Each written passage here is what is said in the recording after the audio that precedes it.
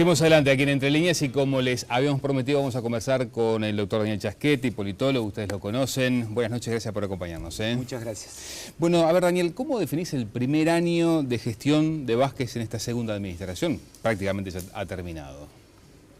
Creo que fue un desembarco complicado, ¿no? Porque cuando hace un año pensábamos en cómo sería el gobierno de Vázquez, creíamos que iba a tener bastantes menos problemas de los que finalmente tuvo.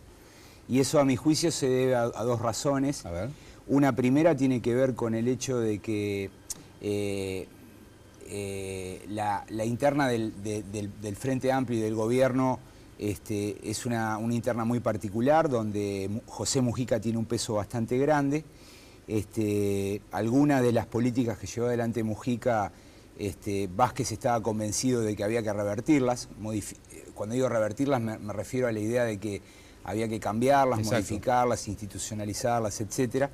Entonces, en la interna, en el armado del gobierno hay un foco de problema, y el segundo gran problema tiene que ver con la economía, con el hecho de que, bueno, la mayoría de las variables externas vinculadas al comercio internacional, a la exportación y al crecimiento se deterioraron muy rápidamente, ¿no?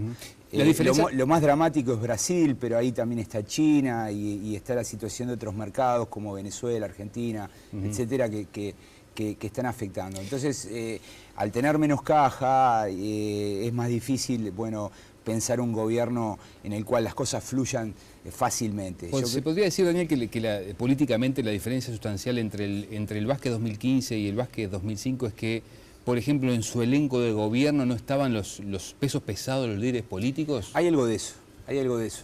Yo creo que su gabinete no es congruente con la fuerza política que está representada en el Parlamento. Ajá. En el Parlamento el mujiquismo controla más de la mitad de la bancada.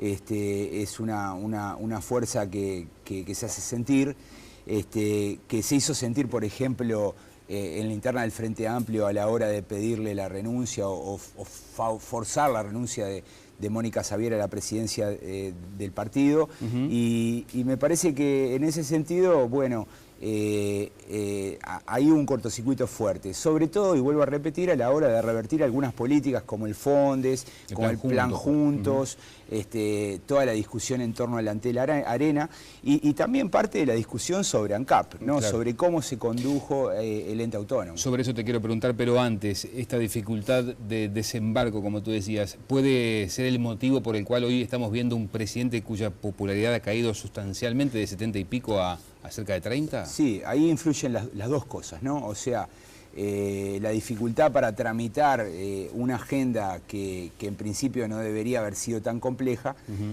Hay también algunos errores de Vázquez, yo creo que... ¿Por ejemplo? Y bueno, yo creo que el decreto de esencialidad de la enseñanza fue un decreto que cayó muy mal dentro de sus bases electorales, sobre todo en los gremios de la enseñanza. Yo diría esos son sectores que votan al Frente Amplio y que están disconformes, y cuando uno mira, bueno, la caída de la popularidad de Vázquez, ¿dónde está? Bueno, está en la pérdida de una parte de los votantes del Frente Amplio.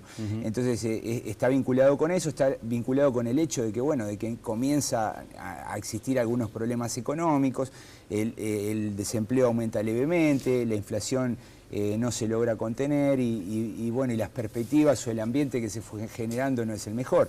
Entonces la combinación de esos factores es lo que explica la caída de la popularidad de Vázquez. Se podría decir que lo obligan a salir. ¿Cómo has visto las salidas públicas que ha tenido recientemente, hace cuestión de un par de semanas, justamente el presidente de la República, con mayor contacto, por ejemplo, con los medios de comunicación y con la ciudadanía? Sí, yo creo que hay un punto de inflexión que es su viaje a Francia y Japón. Ajá. Me parece que a partir de ese viaje Vázquez comienza a hacer las cosas un poco mejor, ¿no? Un poco mejor en el sentido de que, bueno, de que él tiene que salir más a presentar lo que está haciendo, a explicar las decisiones del gobierno. Sabés que en un sistema político como el uruguayo, con las instituciones que tenemos, es muy importante que el presidente salga, el presidente hable y el presidente sobre todo busque convencer, persuadir, no solamente a su sector político, a las fuerzas que lo apoyan en el Parlamento, sino también a otros actores, como los sindicatos, como los ciudadanos en general. Y me parece que eso Vázquez lo ha empezado a hacer gradualmente, pero creo que le ha salido bien y yo creo que el cierre del año es un poco mejor de lo que era la situación, por ejemplo, a fines de agosto, comienzos de septiembre. Bien, el lío generado por ANCAP, ¿qué derivaciones crees que puede llegar a tener? ¿La sangre va a llegar al río o termina como siempre termina la historia en el Frente Amplio, donde va a primar la unidad de los sectores? Bueno, lo primero es que esto no terminó. La comisión investigadora va a presentar en los próximos días un informe que va a ser tratado por el Parlamento, por el Senado, y bueno, hay que ver allí cómo se colocan, cómo se posicionan los sectores. Me parece que ese informe va a ser una especie de conclusión que va a traer decisiones. Yo me imagino que puede haber cambios en la conducción de ANCAP, pueden haber decisiones de inversión para conseguir que la empresa sobreviva. Y me parece que en la interna del Frente Amplio la discusión ya se viene dando así, pero que se va a volver más intensa respecto a quién paga el costo, ¿no? O sea, de quién es el muerto, quién se hace cargo.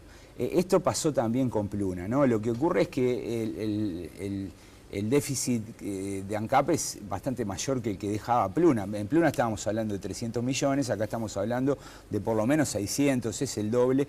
Y bueno, y acá la discusión en torno a ANCAP es más compleja que la de Pluna porque divide aguas, por un lado el mujiquismo, por otro lado Astori y su equipo económico que condujo la economía durante el periodo de Mujica, y las dos cartas que aparecieron me parece que expresan esa puja por no hacerse cargo, ¿no?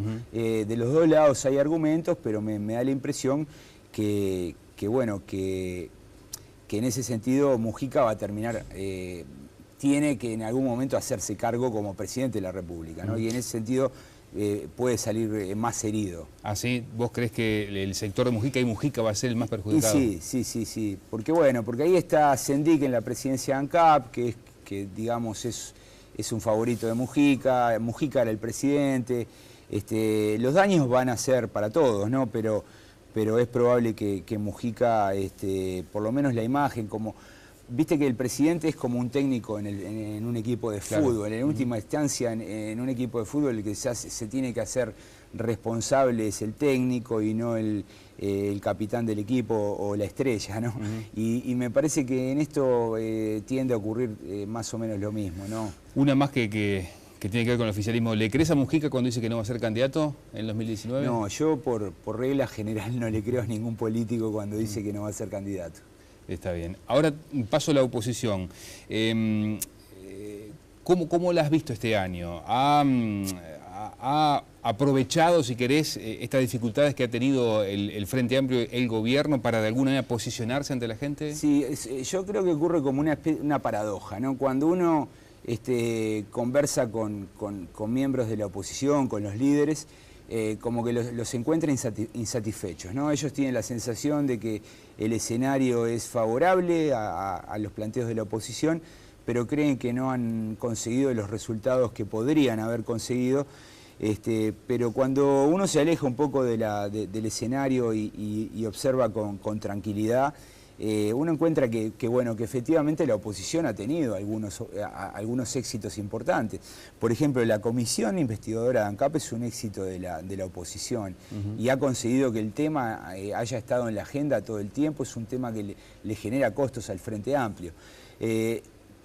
Por otro lado, yo recuerdo a Lacalle Pou diciendo a comienzos de la gestión de Vázquez que los dos objetivos del Partido Nacional iban a ser el tema de educación y el tema ANCAP, y en cierto modo lo han logrado. Hemos hablado la mayor parte del tiempo de estos asuntos.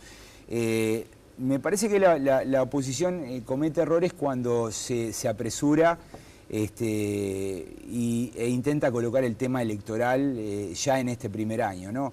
Estoy pensando, por ejemplo, en la convocatoria de Larrañaga, que es cierto, el posfrentismo, digamos. Es el posfrentismo, que es cierto que no es una convocatoria electoral estrictamente, pero bueno, por detrás está eso. Me parece bien la idea de que la oposición coordine, pero lo cierto es que bueno, que así como lo están haciendo, parece que lo están haciendo bien y que están obteniendo resultados. Por lo cual me parece que la oposición no debería apresurarse tanto y seguir en esa línea. Sabes que en un sistema político, cuando hay un gobierno que tiene mayorías, la principal función de la oposición es controlar por todos lados y me parece que en eso están bastante enfocados. Y la última, ¿tiene posibilidades de funcionar este espacio socialdemócrata que ha impulsado, que viene impulsando Pablo Mieres? ¿Tiene algún punto de contacto? ¿Le ves algún punto de contacto con esa corriente posfrentismo de la que habla Larrañaga? No, son cosas bastante diferentes. Pablo Mieres está, con su propuesta, lo que está haciendo es tomar nota de un hecho que se viene constatando hace tiempo. O sea, hay una serie de políticas públicas en Uruguay que no se aprueban, que tienen un respaldo grande de la ciudadanía, pero que a la hora de ser tratadas o tramitadas en el Parlamento, algunas ni siquiera llegan a tratarse, se traban. ¿Por qué? Bueno, porque los alineamientos partidarios impiden que esas políticas se aprueben. Son políticas que yo diría son respaldadas por el votante mediano del sistema político. Un ejemplo es el TISA, ¿no? Claro. 70% de apoyo en la ciudadanía, sin embargo, cuando uno mira en el Parlamento no había votos para el TISA. Entonces, me parece que lo que hace Pablo Mieres es hacer una convocatoria en esa línea. Ahora, yo diría, la propuesta de Larrañaga tiene altas probabilidades de desarrollarse. La de Mieres es inviable, porque la de Mieres se choca con los partidos, ¿no? Ni el Frente Amplio se va a romper, ni el Partido Nacional se va a romper. Entonces me parece que es una buena idea, invita al debate, pero como proyecto concreto de transformación en voluntad política, creo que no tiene ninguna posibilidad. Daniel, gracias por acompañarnos. Amigos, bueno, hacemos una última pausa. Enseguida nos detenemos en la segunda parte del informe que nos había prometido Daniel Rodríguez sobre justamente la comisión investigadora de ANCAP. Veremos qué nos va a aportar Daniel. Ya venimos.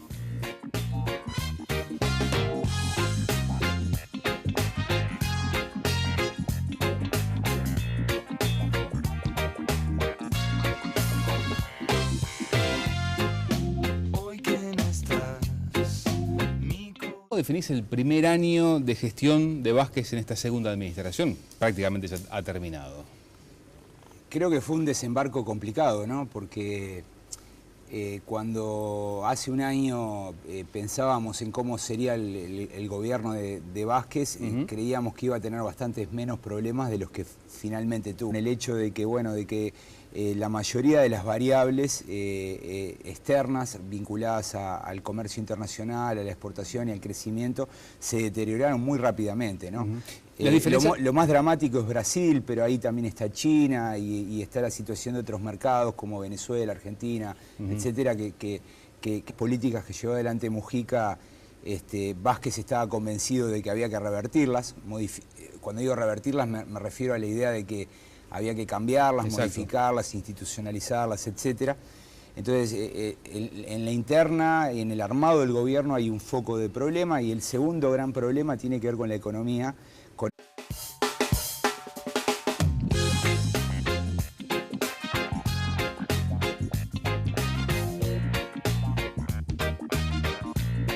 Seguimos adelante aquí en Entre Líneas y como les habíamos prometido vamos a conversar con el doctor Daniel Chasquetti, politólogo, ustedes lo conocen. Buenas noches, gracias por acompañarnos. Muchas gracias. Bueno, a ver Daniel, ¿cómo...? Y eso a mi juicio se debe a dos razones. A ver. Una primera tiene que ver con el hecho de que la interna del Frente Amplio y del gobierno es una interna muy particular, donde José Mujica tiene un peso bastante grande. Algunas de las